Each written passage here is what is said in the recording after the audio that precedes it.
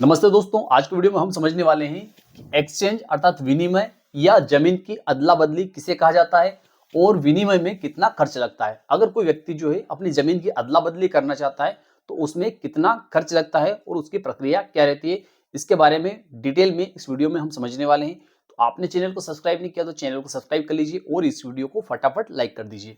तो दोस्तों आगे बढ़ते हैं। देखिए दोस्तों, जमीन की जो अदला बदली होती है वह क्या होती है और उसको किस प्रकार से करवाया जा सकता है और उसमें कितना खर्च लगता है, यह आज के वीडियो में हम ऐसे समझेंगे कि जैसे मान लेते हैं कि एक काल्पनिक नाम हमने लिया है यहाँ पर रामलाल, एक नाम लिया है हमने श्यामलाल। ये दो लोग हैं, ठीक है, और दोनों लोगों के पास में दो दो खेत दोनों के पास में है। अब एक खेत जो है, जैसे इस श्यामलाल का खेत जो है वह एक खेत यहाँ पर है, ठीक है, और इस श्यामलाल का एक खेत यहाँ पर है, और इसी तरीके से इस रामलाल का एक खेत यहाँ पर है और इस रामलाल का एक खेत यहाँ पर है। अर्थात इस श्यामलाल के खेत के पास में इस रामलाल का खेत है और इस रामलाल के पास में इस श्यामलाल का खेत है, ठीक है। तो इस तरीके से ये श्यामलाल चाहता है कि इसका जो यहाँ पर जो खेत है यह खेत यहाँ पर आ जाए, ठीक है, अर्थात इस जमीन को यह इस रामलाल के खेत से अदला बदली कर ले। और ये रामलाल जो है यह भी ये चाहता है कि इसका जो खेत यहाँ पर है वह खेत जो इस श्यामलाल का है उसकी अदला बदली ये कर ले, ठीक है। तो इस तरीके से अदला बदली जो की जाती है खेतों की, तो उसे अंग्रेजी में एक्सचेंज किया जाता है, हिंदी में उसको विनिमय कहा जाता है और उसको गांव की भाषा में अदला बदली कहा जाता है। तो अब देखिए, इस अदला बदली के लिए इन दोनों लोगों को क्या करना पड़ेगा, इन दोनों को जाना पड़ेगा उपपंजीयक कार्यालय। कहां पर जाना पड़ेगा? उपपंजीयक कार्यालय जाना पड़ेगा, या उनको सब रजिस्ट्रार भी कहा जाता है।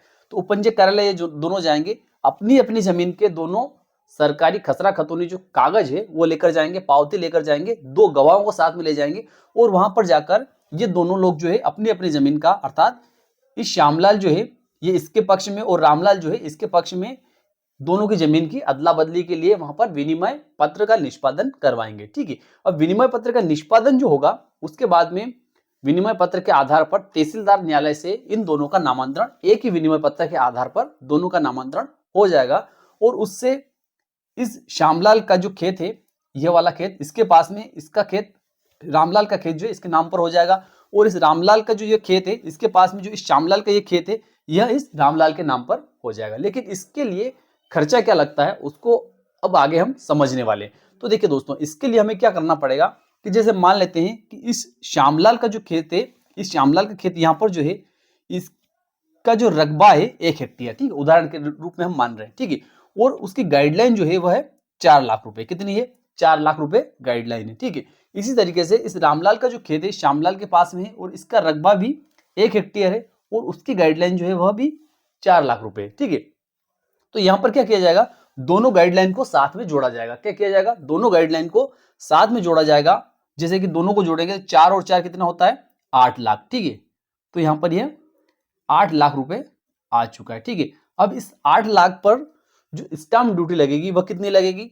2.5%, ठीक है। कितनी लगेगी? 2.5%।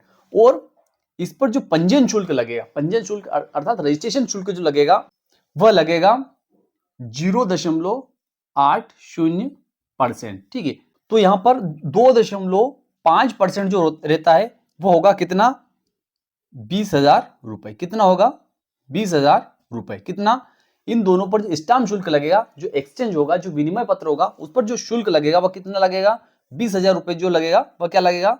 स्टाम्प शुल्क, ठीक है। क्या लगेगा? स्टाम्प शुल्क जो लगेगा 20,000 रुपए लगेगा। इसके अलावा जो पंजीयन शुल्क रहेगा इसका वह लगेगा 6,400 रुपए। कितने? 6,400 रुपए जो है, 0.8% मतलब 6,400 रुपए जो है यह लगेगा पंजीयन शुल्क, ठीक है। तो इस तरीके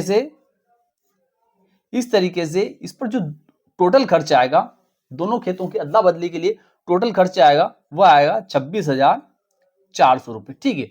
अब यहां पर हमने यह समझा कि यहां पर इस खेत का रकबा और इस खेत का रकबा दोनों बराबर है। तो ऐसी स्थिति में जो है हमने गाइडलाइन जो निकाली वह 4 लाख रुपए और यहां पर भी 4 लाख रुपए, उदाहरण के लिए, है ना। आप अगर जानना चाहते हैं कि आपके गांव की, आपके खेत की गाइडलाइन जो है वो कितनी है, सरकारी रेट कितना है, तो उसको जानने के लिए इस वीडियो की डिस्क्रिप्शन जो दी है उस डिस्क्रिप्शन में से आप आपके खेत की गाइडलाइन भी देख सकते हैं, ठीक है।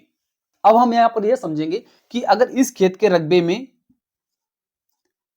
और इस खेत के रकबे में अगर अंतर है ना, इस खेत के रकबे में और इस खेत के रकबे में अगर अंतर है, जैसे कि यहाँ पर 1 हेक्टेयर है और यहाँ पर 0.75 हेक्टेयर, तो स्वाभाविक है कि ऐसी स्थिति में दोनों खेत की गाइडलाइन जो है वह भी परिवर्तित हो जाएगी। तो जैसे मान लेते हैं कि उदाहरण के लिए इस खेत की गाइडलाइन जो है वह है 4 लाख रुपए। कितनी है? इस खेत की गाइडलाइन जो है वह 4 लाख रुपए है और इस खेत की जो गाइडलाइन है वह 3 लाख रुपए। ठीक है,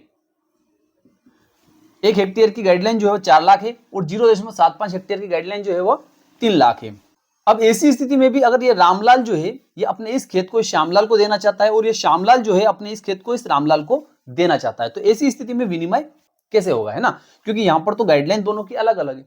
तो इसके लिए क्या करना पड़ेगा कि पहले दोनों की गाइडलाइन बराबर इनको करनी पड़ेगी। तो इसके लिए क्या करना पड़ेगा कि जो बढ़ती हुई गाइडलाइन जो है उसमें से घटती हुई गाइडलाइन जो है उसको कम कर दिया जाएगा, दोनों के अंतर को निकाल लिया जाएगा।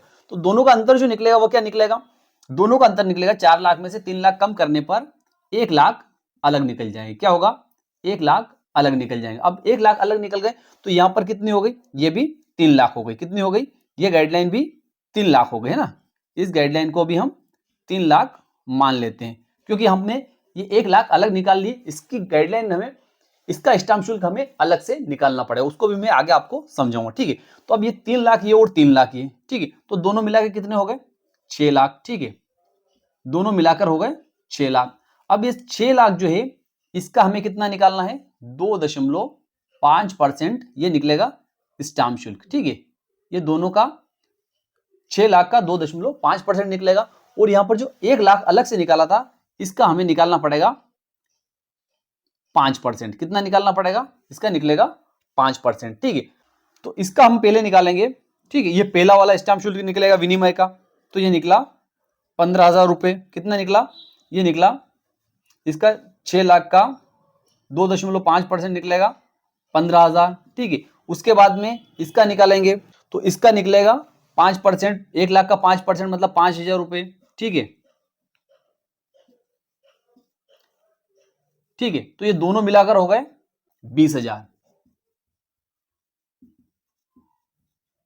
अर्थात ये जो है 1 हेक्टेयर जमीन और 0.75 हेक्टेयर जमीन जो है इसका कुल स्टाम्प शुल्क जो निकला है वह निकला है 20,000 रुपए। ठीक है, ये 20,000 रुपए जो है वह स्टाम्प शुल्क है। अब हमें क्या निकालना है? इसका पंजीयन शुल्क निकालना है। किसका?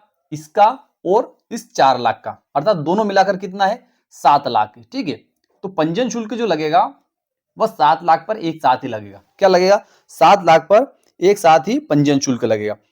ठीक है, तो पंजीयन शुल्क जो लगेगा वह 3 लाख और 4 लाख जो है अर्थात 1 हेक्टेयर और 0.75 हेक्टेयर की जो गाइडलाइन है, सरकारी गाइडलाइन है, उन दोनों पर एक साथ में लगेगा। तो दोनों की गाइडलाइन जो है 3 लाख इसकी आ रही है और 4 लाख इसकी आ रही है, तो दोनों को मिलाकर 7 लाख होता है और 7 लाख पर 0.8% लग गया, 0.8 या 0.80%, तो ये होता है 5,600। ठीक है, ये होता है 5,600। तो इस तरीके से अगर इस जमीन का रकबा जो है 1.00 हेक्टेयर है और इस जमीन का रकबा जो है 0.75 हेक्टेयर है, तो ऐसी स्थिति में दोनों पर जो लगने वाला खर्च जो है, स्टाम्प शुल्क जो है वह 20,000 लगेगा और पंजीयन शुल्क जो है, ठीक है, पंजीयन शुल्क जो है वह 5,600 लगेगा। तो इस तरीके से 25,600 कुल खर्च इस पर लगेगा। तो मैं विश्वास रखता हूं कि आज का वीडियो आपको अच्छा लगा होगा। अच्छा लगा हो तो इस वीडियो को लाइक कर दीजिए, अधिक से अधिक लोगों तक इसको शेयर कर दीजिए। फिर मिलते हैं अगले वीडियो में, तब तक के लिए जय हिंद, जय भारत।